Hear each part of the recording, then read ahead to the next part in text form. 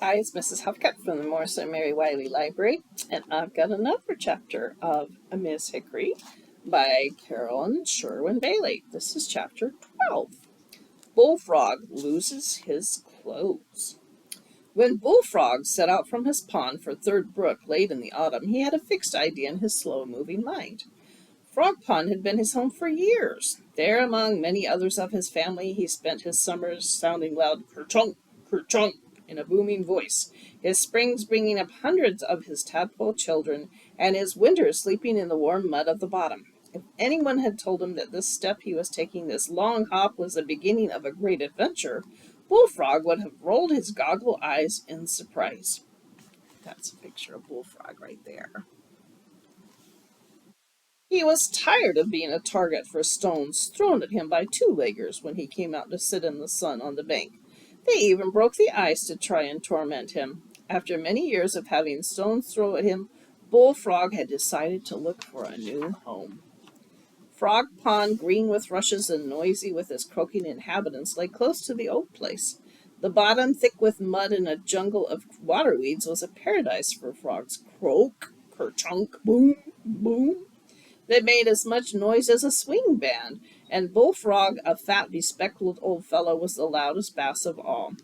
He was tougher and louder each season, a frog to be reckoned with as he sat on a little rostrum made of tin cans that had been thrown into the frog pond and pleasantly shaded by water plants. His eyes bulged out like marbles, and his suit of rough green skin with big humpy spots was so thick that it is questionable whether a stone would have even scratched it. But Bullfrog, for time without end, had heard the saying, "People who live in glass houses shouldn't throw stones." Surely a glass house would be safer. He had tried to set that proverb to croaks, hoped to be able to boom it out from the pond, but it had been beyond his powers. So after many years, in early autumn, Bullfrog had started out, regardless of wind and weather, of the future, or of anything except that a hop at a time.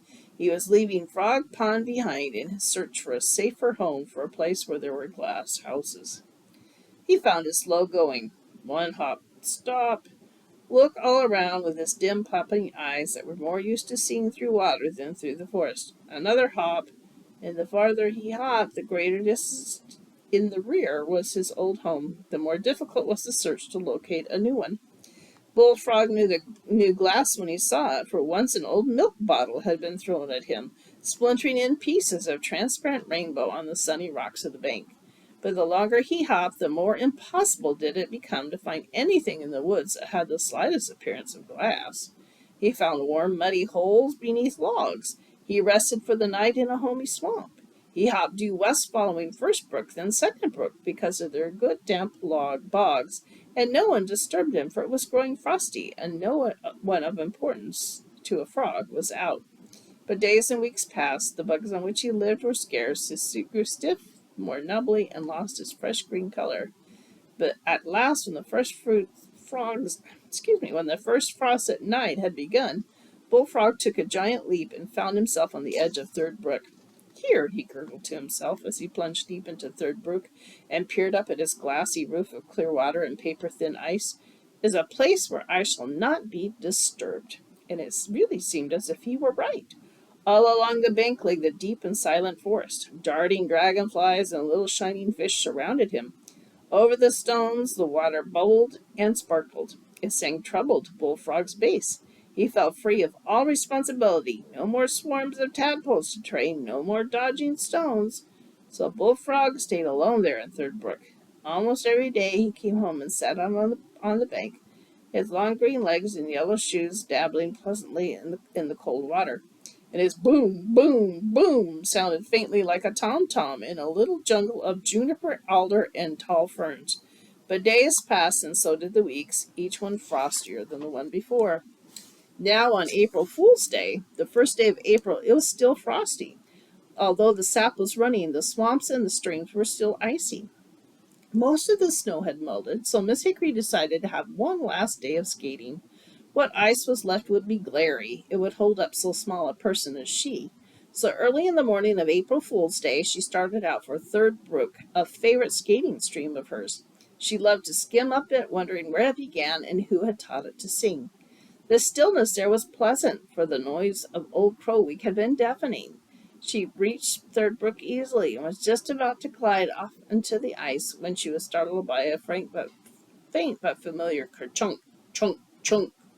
Miss Hickory had heard frogs about the old place. This sounded like one, but also a frog in trouble. She followed the sound along the bank of Third Brook and came at last upon a sad and weathered figure. Bullfrog's good green suit was cracked wide open in places, and the material had faded to a dirty brown. His big head lay weakly on his chest, and his eyes were covered by their thick eyelids. His mouth hung open, but every now and then he made a great effort, taking a deep breath, saying, "Boom, kerchunk." Going closer, Miss Hickory saw that what had happened. Bullfrog's legs were frozen tightly into the ice of Third Brook. Even now, with April thaws in the air, he could not break himself out. He was too weak. "How did you get in such a state?" She pulled his big head upright, but it flopped down again. "Glass house, kerchunk. Two-leggers stone me, chunk." "I don't get you. Come to the point," she said briskly. Bullfrog made a loud gurgling gasp and spoke with effort. There, frozen in Third Brook and covered with snow all winter, he'd been thinking hard. "Came over here from the pond. People in glass houses don't throw stones. Got stuck here in the ice." Again Bullfrog collapsed like an empty balloon. "Stuff and nonsense," Miss Hickory exclaimed. "The house makes no difference. It all depends upon how a two-legger was brought up, whether he stones frogs or not. No one in my family ever did." But it seemed as if her words were wasted. Not only did Bullfrog's head droop, but his whole body sagged. Miss Hickory came closer. It was alarming to see such dejection. She grasped Bullfrog firmly by his belt, braced her feet into the bank, and pulled. Bullfrog straightened himself somewhat. Boom, boom! He held up his head and turned it toward her. "Pull harder," he gasped. "Well, help yourself then." She felt something slipping in her arms. Bullfrog was a slippery fellow to hold, but she gripped him more tightly, pulled harder. "Wiggle your legs and the ice will crack." Miss Hickory tugged, and Bullfrog, his courage renewed, gave short leaps over high ground. Suddenly the ice cracked. Bullfrog got his legs out, climbed like an acrobat out of the water and up Miss Hickory's head. She, poor lady, sat down hard on a rock, but not in relief, but from shock. In her arms she held Bullfrog's clothes, all of them. His greenish stockings, his cracked and dingy trousers, belt, and waistcoat. In pulling Bullfrog out, she had taken off all of his wearing apparel. Truly a calamity. She turned away, modestly dropped the clothes, and was about to go home when a booming chunk, chunk, kerchunk made her look at Bullfrog. He was transformed. He wore a fresh new suit, greener, yellower, more thickly spotted than the old one, and the old clothes were just vanishing in Bullfrog's mouth. His belt alone, like a length of spaghetti, dangled from one lip. He gave a mighty swallow and downed it. There's a picture of when his clothes came off in her hands. "When he could croak," he explained. "Always do this in spring, but much obliged for your help. Take my old suit off, find a new one underneath, swallow what I can of the old one. So long, lady."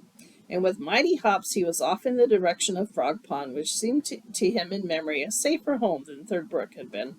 Miss Hickory was so confused that she had trouble finding her way out of the woods. "They speak of eating one's hat," she thought, "but he ate a suit from his skin out."